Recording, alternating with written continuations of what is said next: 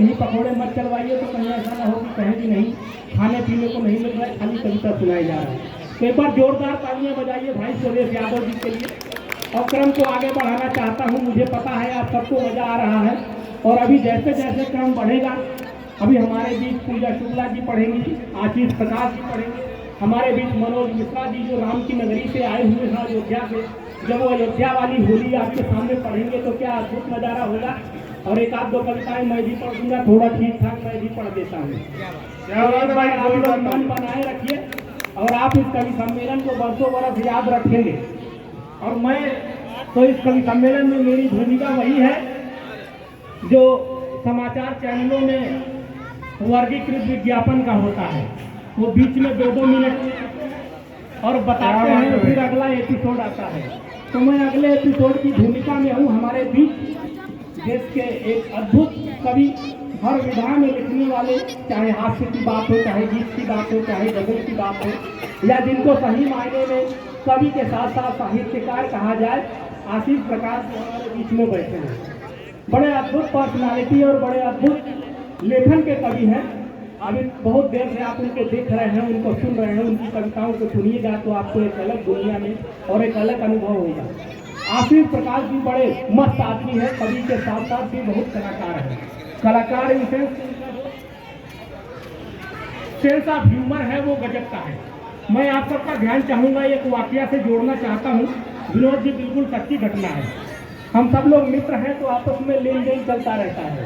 हुआ यूँ कि अभी 2 साल पहले आशीष जी हमसे बोले कि विनोद पांडे अगर तुम्हारे पास 20,000 रुपये हो तो मुझे दे दो। मैंने कहा ठीक है, 20,000 रुपये दे दिया, आप अपना काम करके मुझे जल्दी दे दीजिएगा। इन्होंने कहा ठीक है, अगले 6 महीने में वापस कर दूंगा। अब 6 महीने छोड़िए, पूरा साल बीत गया, इन्होंने पैसे मुझे दिए नहीं। फिर बीच में मैंने कई बार फोन किया, लेकिन इन्होंने पैसा मेरा दिया नहीं। लेकिन कलाकारी की बात बताता हूँ, इन्होंने मुझे पैसा कब दिया। हुआ यूँ कि अभी पिछले महीने एक कवि सम्मेलन में हम दिल्ली से आ रहे थे, उधर नरेला के आसपास हम लोगों की गाड़ी जो है पंचर हो गई। हम परेशान इधर उधर ढूंढ रहे थे, तब तक 2 बुलेट सवार हाथ में बंदूक लेकर के आए और एक ने हमारे सर पे और दूसरे ने आशीष प्रकाश के सर पे बंदूक लगा दिया। बोलेगा जो कुछ है निकाल दो, नहीं गोली मार दूंगा। हम सब लोगों की हालत खराब थी, लेकिन आशीष प्रकाश जी 20,000 रुपए निकाल करके बोले विनोद पांडे ये लो जो तुमसे उधार लिया था। क्या बात है। तो ऐसे कलाकार हैं आशीष प्रकाश जी, अद्भुत कवि हैं और अद्भुत आनंद के कवि हैं। एक बार जोरदार तालियां उनके लिए बजाइए, बड़ा आनंद आने वाले हैं आपको। और मन के सुनिए, और जो पकौड़ी और चाय वाय खा चुके हैं मुझे बहुत गा दिया है, लेकिन आप लोग वाकई बहुत अच्छा सुन रहे हैं। और मैं इस प्रांगण की तारीफ करूंगा। इस प्रांगण में इस कवि सम्मेलन के लिए मैंने विषय में एक बार विनोद भाई से पूछा, मैंने विनोद भाई ये कवि सम्मेलन जहां हो रहा है, कहते हैं आप बिल्कुल निश्चिंत रहिए और सच मानिए ऐसा लग रहा है कि बिल्कुल एक पारिवारिक समारोह चल रहा है। एक बार जोरदार तालियां आप लोग अपने लिए बजाएं, क्योंकि इस व्यस्तता के बाद भी आप लोग बैठे हुए हैं, बहुत बड़ी बात है। और आज संपूर्ण मन दे रहे हैं, पूरा मन दे रहे हैं। मनीष भाई यहाँ पर बैठे हुए हैं और अभी नेताजी यहाँ से गए हैं तो बहुत सारे लोग उनके साथ चले गए। जाने वाले को आज तक कौन रोक पाया। देखिए मैं आप लोग का मन तो टोलता हूँ, कुछ पढ़ने की कोशिश करता हूँ। एक पुरानी सी याद लौटी है। क्या बात है, क्या बात है, वाह वाह। जहाँ पहुँचा रहा हूँ वहीं पहुँचना, बहुत सुंदर। एक पुरानी सी याद लौटी है, लाल जोड़े में शाद लौटी है। बहुत बढ़िया, बहुत बढ़िया। ये जिसने ताली बजाई मैं समझ सकता हूँ उसका दम। ये देखिए कवि सम्मेलन में बैठो तो यहीं के हो जाओ, मत पूछ कि क्या हाल है मेरा तेरे आगे, तू देख कि क्या रंग है मेरा तेरे आगे। एक पुरानी सी याद लौटी है, लाल जोड़े में शाद लौटी है, हाथ में लेके गैर की मेहंदी,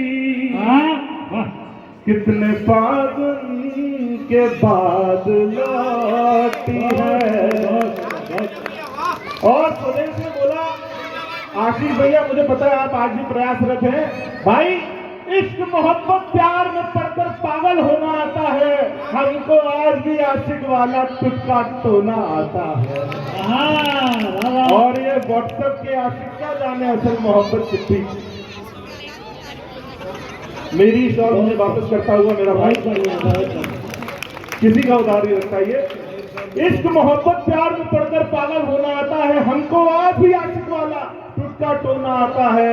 ये व्हाट्सएप क्या आशिक क्या जाने असल मोहब्बत चिट्ठी की, हमको आज भी कलम से कागज यार भिगोना आता है, हमको आज भी कलम से कागज। जब कई सारे शेर मिलते हैं तो एक गजल बनती है, थी गजल शेर हो गई अब तो हाँ उलट फेर हो गई अब तो, मेरे कहने से वो चली आती हाँ मगर देर हो गई अब तो। ये खास ये मकसद तुम्हारे लिए कि प्यार को भी तो प्यार देता है, दिल तेरा बार बार देता है। है मानत वो गैर की सच है, जानता है नकार देता है। और आज हमारे बीच में जो जितने कविगण हैं उसमें एक व्यक्ति ऐसा है जो अवध की भूमि से आता है, और हम सब ये बात जानते हैं कि इस बार हमारे देश के जो सबसे पूजनीय पूर्वज हैं भगवान श्री राम, वो स्थापित हैं अपनी जगह पर, और ये पहली होली है पिछले 500 वर्षों में जो वो अपने प्रांगण में, अपने मंदिर में, अपने भवन के अंदर खेलने वाले हैं। क्या बात है, क्या बात है, बहुत सुंदर। और मेरा सौभाग्य है कि मैं अपने इष्ट हनुमान जी के सामने ये पंक्तियां रख रहा हूँ कि अवध बिहारी बैठे अवध में होरी खेल। क्या बात है, अवध बिहारी बैठे अवध में होरी खेल, पूरी राजधानी देखो राम नाम। बहुत बढ़िया, बहुत बढ़िया। गावत अवध वासी गीत ढोल ताश संग, प्रेम की अलग के अलग सी जगी है। राम सिया होरी खेले उर्मिला लखन संग, राम सिया होरी खेले उर्मिला लखन संग, मांडवी भरत जी के प्रेम रंग रही है। मतवारे हनुमत मतवारे हनुमत मतवारे हनुमत स्वयं ही रंग डाले, राम राम की ऐसी रंग रंग लगी है, राम राम की ऐसी रंग रंग लगी है। उसमें एक ग्रह शनि भी है, तो ये जो आज के दिन के लिए है ना, वो शनि ये पकौड़ा हो गया था।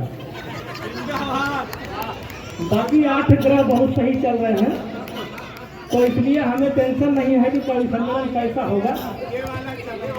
कवि सम्मेलन बहुत सुंदर होने वाला है, और 2-3 लोग 2-2.5 लोग बचे हैं, मनोज मिश्रा जी अयोध्या वाले, पूजा शुक्ला जी अमेठी वाली, और हम बचे हैं बनारस वाले, और ये 2.5 लोग बचे हैं। 2.5 लोग को आप कितना मन देंगे ये आप देखिएगा। अब मजा तो आप लोगों को आ ही रहा है, मैं ये जान रहा हूँ, क्योंकि जितने मन से आप सुन रहे हैं। लेकिन क्या करें, अब पेट का मामला है, बगल में पकौड़ी बट रही है तो कौन नहीं है, कौन हाथ पीछे पीछेगा। अरे जब चीज एकदम नजदीक आ गई तो उसको कौन छोड़ना चाहेगा। तो सही है, एकदम खाते पीते रहिए। हाँ, बस मैं यही कहूँगा कि खाने पीने के बाद थोड़ा एनर्जी आ जाए तो थोड़ा और तेज तालियां बजाइए, जिससे ये लगे कि हाँ पकौड़ी बटा तो कुछ अच्छा काम हुआ, लोगों ने खाया तो कुछ बढ़िया हुआ। तो एक बार जोरदार तालियां आप लोग बजाइए, बहुत आनंद आ रहा है। मैं अगले कवि की ओर चल रहा हूँ। मनोज मिश्रा जी, मैंने बताया था कि राम की नगरी से आए हुए हैं और बहुत इंटेलिजेंट कवि हैं और बहुत बढ़िया कवि हैं। आप इनको देखिएगा, ये हम सब लोगों को टोपी लगा तो थोड़ा हिला डुला, लेकिन इनका टोपी इस बार भी हिला नहीं है। ये एकदम टोपी ऐसे ही लगाए हैं, ये इस तरह टोपी लगाए हैं, इस तरह टोपी आप समझ लीजिए। जब मुलायम सिंह यादव जी अस्पताल में थे और अखिल शिवपाल जी मिलने गए थे, तब भी वो ऐसे ही टोपी लगाए थे जैसे ये लगाए हैं। स्वागत है उनका।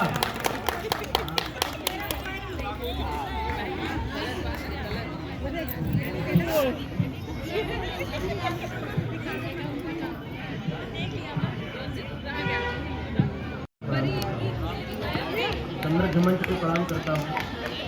सेंचुरी अपार्टमेंट के इस मंदिर सहित प्रांगण को प्रणाम करता हूँ। आप सबको अयोध्या से आया हूँ, दिल्ली आना हुआ, दिल्ली से फिर यहाँ आया हूँ। अयोध्या से जोड़ता हूँ आपको, समय ज़्यादा नहीं लूँगा। भगवान राम की प्राण प्रतिष्ठा हुई है, वहीं से जोड़ता हूँ। सुने कि जगवंदन आए हैं, जगवंदन आए हैं, 5 सदी बीते रघुनंदन आए हैं। बाबा 5 सदी बीते रघुनंदन आए हैं। और कहाँ जाते हैं? मर्यादा पुरुषोत्तम भगवान राम, जिस माँ को सबने क्या क्या नहीं कहा, लेकिन जब भगवान राम आते हैं तो कहाँ जाते हैं कि भेटे सब भाई से, भेटे सब भाई से, पर पहले भेटे कैकेयी माई से। क्या बात, पर पहले भेटे कैकेयी माई से। तालियों से आनंदित कर दीजिए इसको, प्रांगण को। और फागुन है, एक फागुन पर सुने, बहुत मन से सुना आप सबने। मुझे यही लग रहा था कि मेरी बारी जब तक आएगी तब तक भगवान थक न जाए आप लोग, लेकिन बहुत ऊर्जावान है। प्रणाम करता हूँ आप सबको। भाई दुर्गेश जी ठीक हो? बहुत बढ़िया, बहुत शानदार कवि है दुर्गेश जी। सुने कि सब नाच रहे धुन में, सब नाच रहे धुन में, रहती मस्ती में हर हस्ती फागुन में, रहती मस्ती में हर हस्ती फागुन में। अच्छा, फागुन में क्यों? तुम्हारे दिल के हिंदुस्तान में कश्मीर जैसी हो, तुम्हारे दिल के हिंदुस्तान में कश्मीर जैसी हो। बहुत बहुत आभार, बहुत बहुत आभार, बहुत बहुत बढ़िया कहा। तो यही कहा। आप लोग मुझे देख के घबराइए बिल्कुल नहीं, मैं दोबारा पढ़ूंगा नहीं। मैं समझ सकता हूं आप लोग की अपनी व्यस्तता है, लेकिन आज ये गुलदस्ता जिस व्यक्ति ने संभाला, जिसने सजाया, अब बारी आ गई है उसको सुनने की। और विश्वास मानिए, हम लोग वाकई स्टार्टर जैसे ही थे, क्योंकि मेन कोर्स का एक आइटम सिर्फ अभी आपने मनोज जी को सुना, सुरेश भी था, और अभी मेन कोर्स का बिल्कुल जो शाही पनीर का जो टुकड़ा होता है, जो डेजर्ट होता है उसके बाद का, वो आप सबके सामने आना बाकी है। मैं बात कर रहा हूं मेरे विनोद भाई की, कि जरा जहां चेहरे नकाबों से ढके रहते हो अक्सर ही, वहां एक आईने सा दिल ही होना एक विरासत है। न कुछ बोले वो तब भी सादगी के हैं दीवाने सौ, जो उस पर वो जरा हंसते तो बस समझो कयामत है, समझो कयामत है। जोरदार तालियां उस शख्स के लिए जिसने इस देश में विशुद्ध हास्य को कविताओं के रूप में जीवित कर रखा है। मैं बात कर रहा हूं विनोद पांडे की, जोरदार तालियों के साथ। स्वागत है भैया, बहुत बहुत धन्यवाद भाई। आपने हमारे सम्मान में इतना बढ़िया शेर पढ़ा, मैं भावुक हो गया। और मजाक नहीं, सही बात कर रहा हूँ पवन जी, इतनी सुंदर बात तो कभी हमारी पत्नी हमसे नहीं की। अगले जन्म में बिटिया ही की जो। नहीं नहीं भैया, वो दौर नहीं आया है। 378 जिसके लिए होगा होगा, हमारे लिए नहीं है। हम बहुत सुखी इंसान हैं और बहुत सही से हैं। पवन जी बहुत बढ़िया फोटो तो खींच लीजिए, आपने बुलाया है। थोड़े कम लोग हैं, लेकिन यकीन मानिए जितने लोग हैं बहुत महत्वपूर्ण लोग हैं। चाहे हम गजानंद माली जी से शुरू करें, और हमारे बीच में विनोद शर्मा जी। विनोद शर्मा जी नोएडा के वो शख्स हैं जिन्होंने नोएडा को उगते हुए देखा है। नोएडा का इंसाइक्लोपीडिया विनोद शर्मा जी हैं, वे नोएडा खबर.com के संस्थापक हैं। और एक बड़ी महत्वपूर्ण बात मैं कहता हूँ, हमें तो अतिरिक्त स्नेह मिला है विनोद शर्मा जी का आज हम लोग शर्ट और कुर्ता भी बिना पुरान पहले से बात किए हुए एक ही कलर का पहन करके आए हैं। तो अतिरिक्त स्नेह है ये है कि हम लोग जब नोएडा में आज से 7-8 साल पहले सांस्कृतिक गतिविधियों को शुरू किए तो नई पहल की एक संस्था, तब उस समय मैं टाइम्स ऑफ इंडिया के टेक्निकल डिवीजन में था, Vinod ji times of India में ब्यूरो चीफ थे। हम लोग बैठा करते थे और फिर वहाँ से वो नई पहल की श्रृंखला चली कि JSS में इंजीनियरिंग किया 2008 में थी और उससे पहले मैं बनारस में रहता था। तो जब मैं बनारस में आ रहा था तो मेरे घर वालों ने मुझे कहा कि यार देखो बनारस तो ठीक ठाक चल रहा है और ये बनारस में आदमी एक बार जाता ही है अपने जीवन भर में, तो बोले कि यहीं घाट पर कुछ तंत्र मंत्र सीख करके बैठ जाओ, पंडित आदमी हो और कुछ मंत्र पढ़ देना और घर गृहस्थी चल जाएगी, क्योंकि मंत्र की तो जरूरत हर समय होती है, आदमी चाहे पैदा हो चाहे मरे। तो मैंने उनकी बात को गंभीरता से लिया, बड़े लोग थे हमारे परिवार के, जब उन्होंने समझाया तो हमने कहा चलो एक बार ट्राई करते हैं। लेकिन मैं बचपन से बड़ा कॉन्फिडेंस वाला आदमी था, तो और मैं कुछ ना कुछ नया प्रयोग करता था, तो मैंने बड़े लोगों की बात तो मान ली। उन्होंने कहा भाई क्या करोगे, इंजीनियरिंग करके अपने घर में रहो और यहीं घाट पर बैठ के मंत्र पढ़ो। और इंजीनियरिंग की तो ये स्थिति है कि उत्तर प्रदेश में जितने इंजीनियर नहीं है उतने इंजीनियरिंग कॉलेज हैं। तो मैंने उनकी बात मान ली, लेकिन अब उस कॉन्फिडेंस में जो गड़बड़ हुआ तो मुझे सीधे यहाँ आना पड़ा नोएडा में। तो मैं 4 लाइन वहीं से सुनाता हूँ। भाई साहब आपका ध्यान भी चाहूँगा, खाली स्वागत है मत कीजिए, क्योंकि ये पीछे वाले जो दिखता तो नहीं, ये पीछे वाले ऐसे ही हैं, ये पीछे बैठे रहते कहते हैं मनीष सिसोदिया आगे बढ़ो हम तुम्हारे साथ हैं।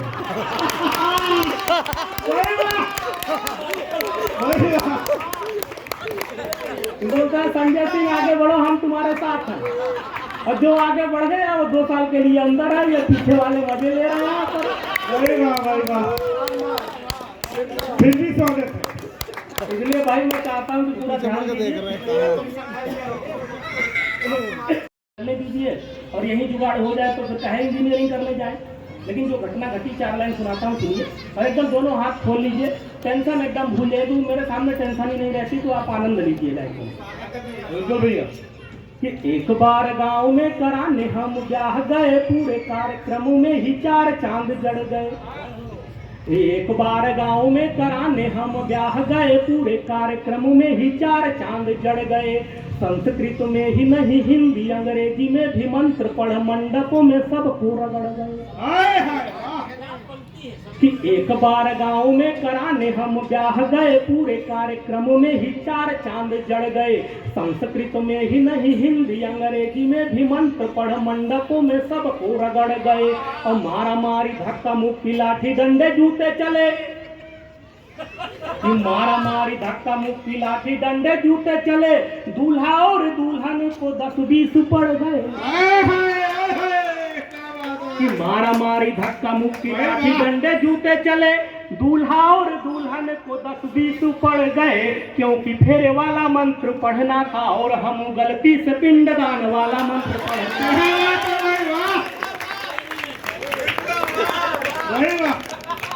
तो घर वाले हमको रातों रात हमको वहां से भिजवाए।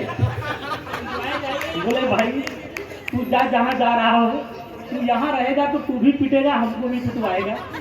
तो एक काम है सीधे बनारस पहुंचे, अरे यहाँ नोएडा आ जाओ। अब ये हमको जब मैं नोएडा आया तो विनोद जी, पवन जी, ये लोग आपकी सोसाइटी में भी मैं आया था।